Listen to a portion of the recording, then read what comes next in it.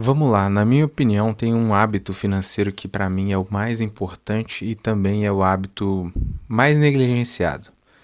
A gente vê muitas pessoas falando sobre investir, a gente vê muita gente falando sobre ganhar mais e buscar ganhar mais, né? Buscar outras grandes rentabilidades com investimentos. E esse que para mim é o mais importante, muitas vezes é negligenciado. A pessoa às vezes acha que vai alcançar a independência financeira dela só ganhando mais e investindo bem, sendo que tudo começa a partir desse, que é o mais importante, mas ao mesmo tempo mais ignorado. O que eu vou falar com você, a gente trocar essa ideia aqui nesse vídeo? Qual que é esse hábito? Talvez pelo que eu falei que você já consiga identificar qual seja. 4 coisas que você pode fazer para desenvolver esse hábito. E desenvolver eu falo no sentido de criar o hábito e também melhorar ele se você já tem, tá? Vou passar um exercício prático também que eu tive na faculdade, eu lembrei esses dias, falei, pô, eu acho interessante e pode te ajudar a melhorar, a desenvolver essa musculatura. E, por último, 2 exemplos reais que acontecem na minha vida com relação a esse hábito específico. Certo? Primeira coisa, é muito comum a gente ficar vendo aí pessoas falando para começar a investir, começa com R$ 100 por mês, e as pessoas normalmente estão incentivando você a investir. Eu acho válido, porque eu acho que todo mundo tem que começar a investir, é um hábito importante. Só que R$ 100 por mês fazem pouquíssima diferença. Tipo, não vão te levar de verdade mesmo a lugar nenhum. Se você investir R$ 100 por mês, você não vai alcançar a sua liberdade financeira. Só fazer conta, assim, é impossível. Mas, e aí outra coisa, né?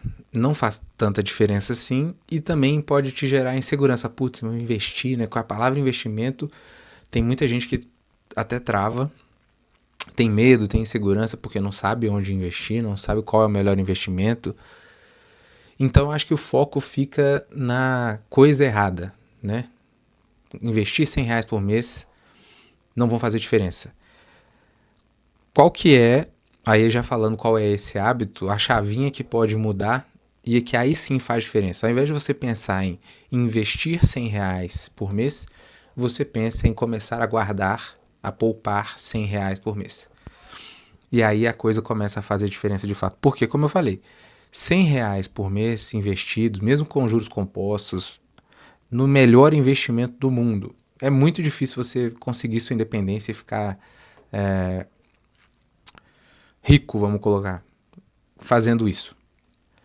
Agora, se você começa a desenvolver o hábito de poupar com R$ 100, com R$ 50, com R$ 10, com o que você tiver, você começa a desenvolver a musculatura que para mim é a mais importante quando a gente está falando de dinheiro. Eu já falei isso algumas vezes. Para mim, guardar dinheiro é muito mais fácil do que você conseguir ganhar muito. E na média das pessoas, a maioria das pessoas não vão conseguir ter grandes rendimentos ao longo da vida, né? Pensando na média de salário no nosso país, a gente vê isso. Então, seu foco deveria ser em algo que está mais ao seu controle, que é o quê? Poupar. E ao longo da vida, você buscar o máximo possível aumentar a sua renda. Dito isso, a gente segue. Quando a gente está falando de poupar, tem algumas coisas importantes aqui. E aí eu já falei, né? Poupar quanto der, para você desenvolver esse hábito. Primeira coisa, não é focar em rentabilidade. A gente não está pensando em ter rentabilidades grandes, em, sabe, multiplicação de patrimônio. Eu estou falando em simplesmente conseguir guardar dinheiro, tá? Por muito tempo, eu guardei dinheiro e eu já falei também aqui que meus pais me ensinaram muito isso e minha mãe, eles me davam mesada. Então ela tinha uma poupança e era poupança mesmo. Poupança e todo mês eu acho que ela colocava uma graninha ali.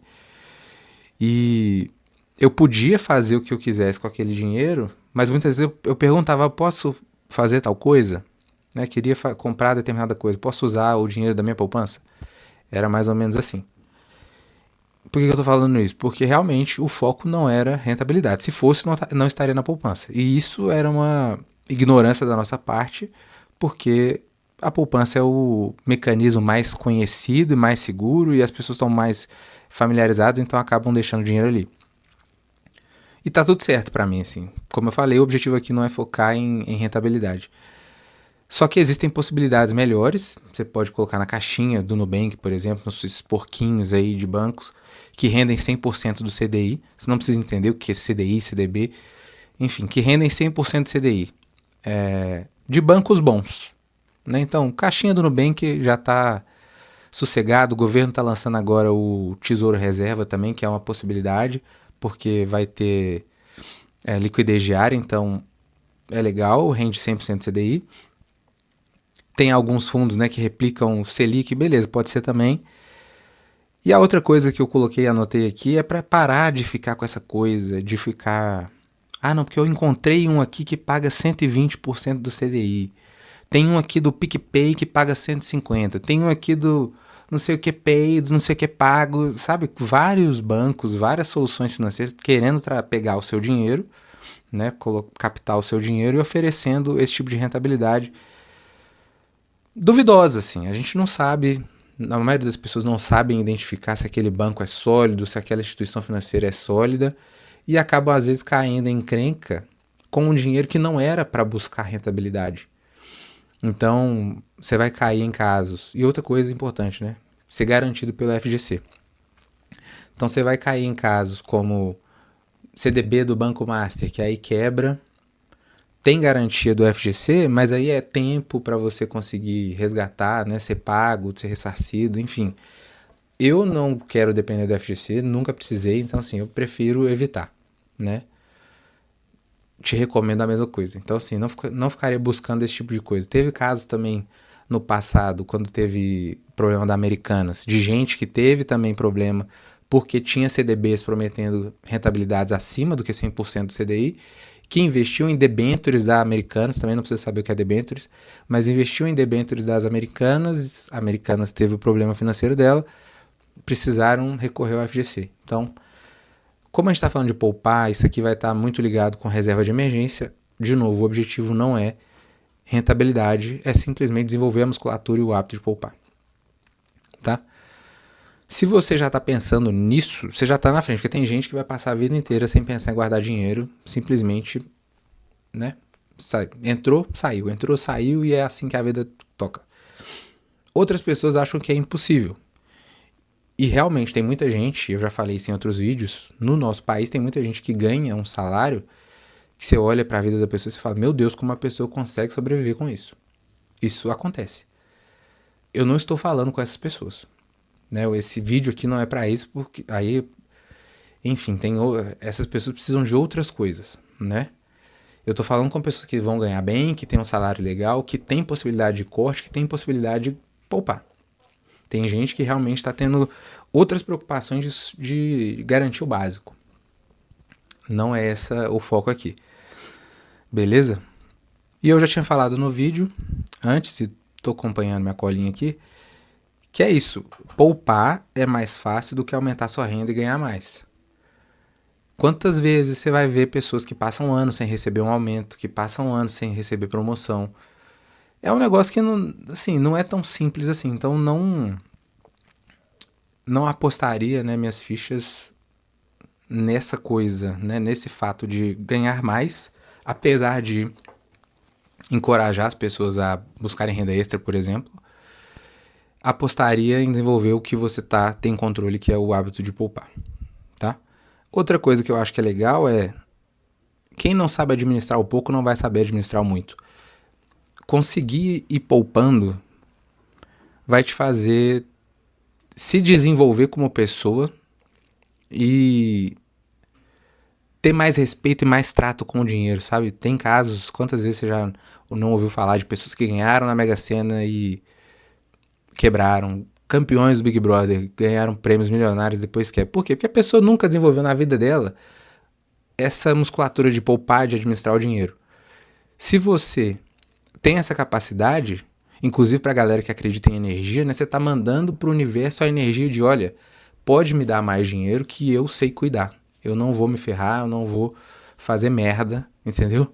Pode mandar para mim que eu sei administrar, eu estou pronto para receber mais dinheiro. E aí, quais são as 4 coisas que eu falei no início do vídeo que podem te ajudar nesse hábito de poupar? A primeira é você levar uma vida simples e ajustar o seu estilo de vida. Então, é aquela coisa de viver sempre um degrauzinho a menos. Isso além de te dar a possibilidade de poupar, porque você está vivendo a menos, né, degrau a menos do que a sua renda permite, ou seja, você não está gastando tudo, você está levando um estilo de vida mais simples.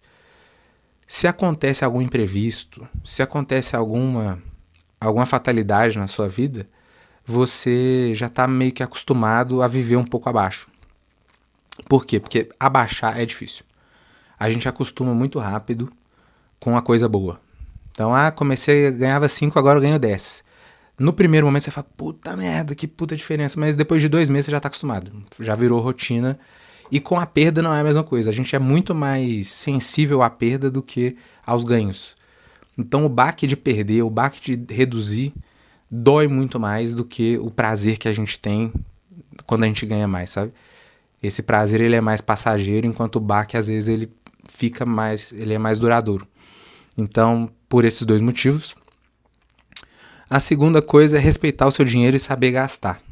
E aí eu coloquei aqui o primeiro exemplo da minha vida, que é, eu gosto muito de pedir delivery, e esse foi um dos grandes luxos, vamos colocar assim, da minha vida, porque aqui em casa, em alguns momentos, a gente não conseguia, enfim, não foi uma...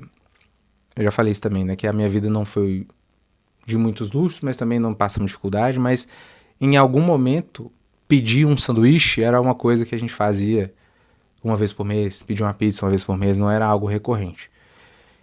E eu gosto muito de pedir delivery, então pedir uma pizza uma vez por semana, um sanduíche, às vezes 2 vezes por semana, tô a fim de comer uma coisa diferente, pede. Então eu gosto disso. E o que eu faço pensando nisso para economizar? Primeiro, eu tenho o clube do iFood. Eu assino e eu fico de olho em restaurantes que tem cupom de desconto, que tem promoção. E aí eu sacio a minha vontade de pedir comida fora em lugares que tem oferta. Então, às vezes, eu descubro uma pizzaria que tem um valor mais legal, que tá no clube, e eu vou fazendo esse jogo. Putz, tá muito caro. Eu vou experimentando outros lugares, outras hamburguerias. Às vezes você se ferra e pede uma pizza que é ruim, um sanduíche que é ruim. Às vezes você acha uma pizzaria que é muito boa, um sanduíche que é muito bom e descobriu um novo lugar que vira opção para você. Então isso é uma coisa que eu faço e que você poupa muito com o Clube iFood. É baratinho, não é publi isso aqui, né, ainda, mas te dá uma economia legal se você sabe pesquisar ali no iFood. E a outra coisa que é do Banco Inter, e aí tem que fazer conta porque a assinatura dele é mais caro, é o Duo Gourmet. Eu hoje, por causa dos meus investimentos lá, eu tenho um cartão que me dá o Duo Gourmet de graça, mas dependendo você tem que assinar, é uma assinatura mais pesada. Então se você é uma pessoa que tem hábito de sair muito, e às vezes a sociedade tem o Duo Gourmet, restaurantes, parceiros, né? Você pode assinar e ver se faz sentido. Por quê? Como funciona? Você compra normalmente um prato e ganha um outro de igual ou menor valor. Às vezes rodízio, você paga um e o outro é a metade do preço. Tem várias coisas legais que pode fazer sentido para pessoas que têm muito hábito de comer fora. O terceiro ponto é essa busca constante por promoção. Você ficar de olho em coisas e encontrar momentos legais de compra, né? É isso. O quarto é fazer conta de tudo e avaliar constantemente os gastos. Então, fazer conta e pesquisa na hora de comprar. Eu sempre fui assim, vou comprar um celular novo, pesquisa um monte, vê vídeo no YouTube, vê review para ver se o celular presta. Sabe, pesquisa preço. Vou comprar um tênis, mesma coisa. Vou comprar roupa, mesma coisa.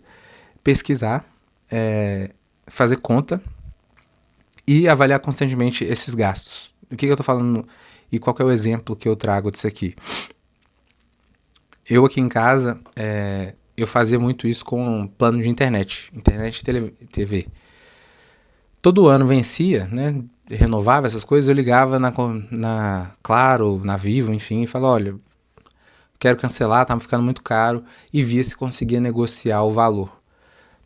Eu fazia tanto isso que chegou um ponto que, eu não lembro exatamente qual que era a operadora, mas a gente tinha um plano topzera e a gente pagava o menor valor, e chegou um ponto que o pessoal até falou, pô, não tem mais o que fazer, eu não sei nem como é que você paga esse valor aqui com esse plano, porque já era o mais barato, não tem como reajustar.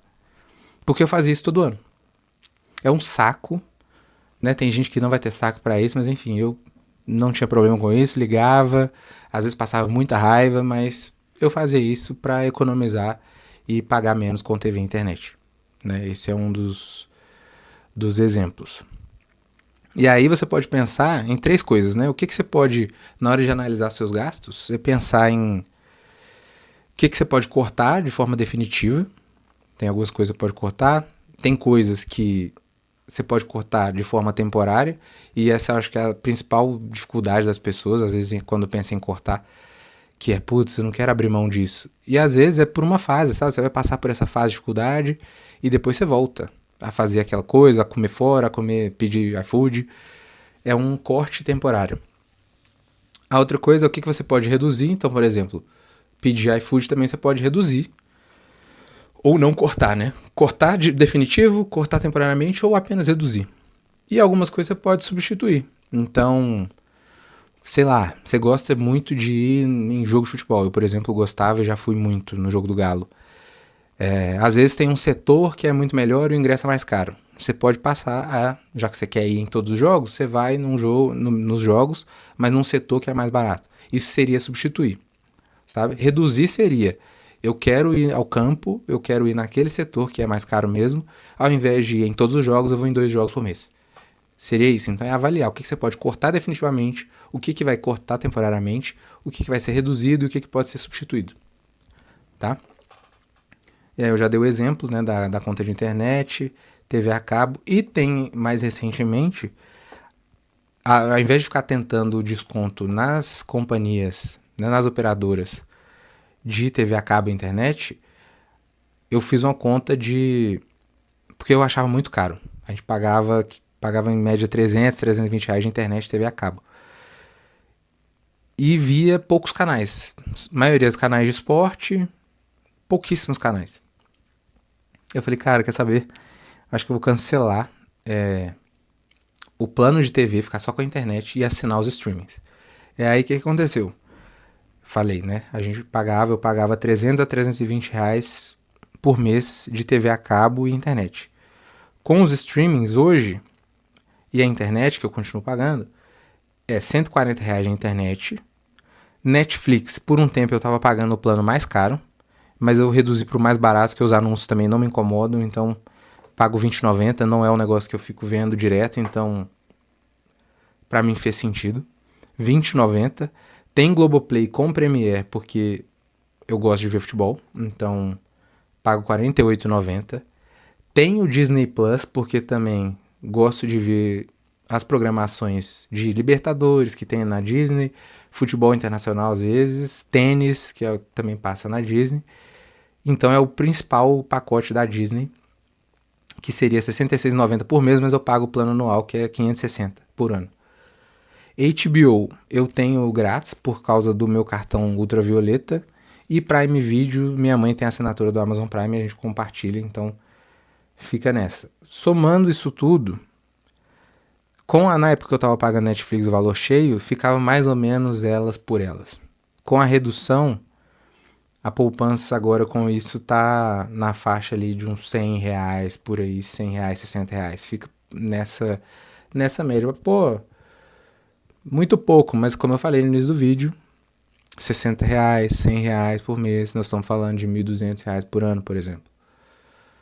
Sabe, já é um começo, já é uma poupança, dependendo de quanto você ganha, já em um ano você, enfim, não vai montar a reserva de emergência, né? Eu ia falar isso, mas não vai. Mas é o começo, é o começo. Eu falei que ia passar um exercício que um professor meu passou na faculdade, eu acabei esquecendo, voltei aqui para gravar, que é o seguinte: você vai pegar a sua lista de gastos, você vai listar tudo lá, abrir a fatura do cartão. Pode fazer isso com qualquer lista. Pode ser lista até de supermercado também, se você quiser ser mais minucioso. Você vai pegar e vai listar tudo. Ou pegar a lista do supermercado e listar tudo. Não precisa ser item por item, por exemplo. Se você comprou 3 pacotes de café, não precisa colocar 3 pacotes de café. Você coloca café e o valor total do café. E aí você vai ordenar essa lista pelos mais caros até o mais barato. Essa ideia é seguindo a teoria de Pareto, que é o seguinte: 80% dos seus... A teoria não é sobre isso, né? Mas ela, nesse cenário, vai se comportar dessa forma. 80% dos seus gastos vão estar em 20% dos itens. 80% dos seus esforços vão vir de 20%, 80% dos seus resultados vão vir de 20% dos seus esforços. É a teoria 80-20. Então você vai olhar para os seus gastos e vai focar. Isso te ajuda a não ficar até, sabe, microgerenciando pequenas coisinhas, o cafezinho, esse tipo de coisa. A não sei que você faça isso todo dia numa frequência absurda. Mas, num geral, é você focar nos principais, nos 20% principais, porque ali vai estar 80% dos seus gastos e é onde você tem que focar para reduzir. Eu até olhei aqui uma notinha do supermercado simples, bem pequenininha. Tinham 12 itens, eu fui comprovar, né? E desses 12, 3 eram os principais mais caros. Então, principalmente era café, caríssimo, tá caro. E um outro que me vem é o sabão líquido. Então, na hora de você buscar economizar, a principal economia às vezes vai estar em encontrar uma marca de café mais barata ou uma marca de sabão em pó, sabão líquido mais barata. Entendeu? Essa é a ideia, esse é o exercício. Como eu falei, você pode fazer isso com a fatura do cartão, você pode fazer isso com lista de supermercado, você pode fazer isso com a sua vida financeira no geral, colocando todos os gastos ali, certo? Teoria de Pareto 80-20, se você quiser saber mais sobre isso, dá uma pesquisada. Eu acho interessante, porque não vai se aplicar só à sua vida financeira, mas para a sua vida no geral. Então, se esse vídeo te ajudou de alguma forma, né, se te deu alguma luz para melhorar seu hábito de poupar, se você já tem esse hábito, ou se você não tem esse hábito e esse vídeo te ajudou a falar, putz, acho que eu consigo poupar, realmente mudou essa chavinha, né? Eu ficava muito bitolado às vezes em querer investir, começar a investir, e mudar a chave, ao invés de pensar em investir, pensar em poupar e guardar dinheiro. Se inscreve no canal, acompanha os próximos vídeos, que aqui eu vou trazer mais vídeos com dicas sobre como poupar, como guardar dinheiro. Daqui uns tempos eu pretendo começar a falar mais sobre investimento, empreendedorismo, como fazer renda extra. São temas que eu quero trazer aqui no canal. Já falei também sobre livros, eu gosto muito de citar livros. Então, se inscreve no canal, curte o vídeo, comenta também se você tem alguma sugestão de vídeo para os próximos e até